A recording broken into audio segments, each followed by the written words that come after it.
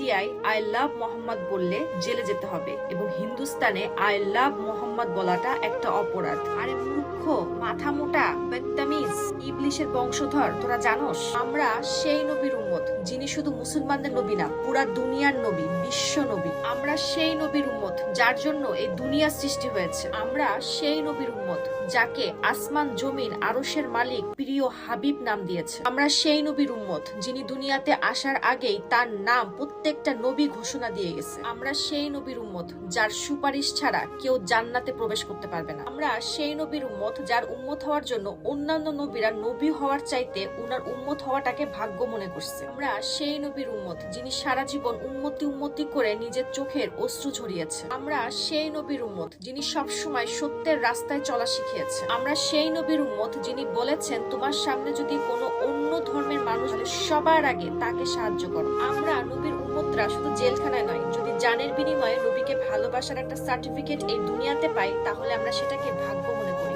I love Mohammad একটাই comment দেখতে চাই, আই লাভ মোহাম্মদ হ্যাশট্যাগ বেশি বেশি করে ইউজ করে ট্রেন্ডিং এ নিয়ে যান, যাতে আমাদের নবীজির নামে পুরা হিন্দুস্তানের জমিন কেঁপে ওঠে।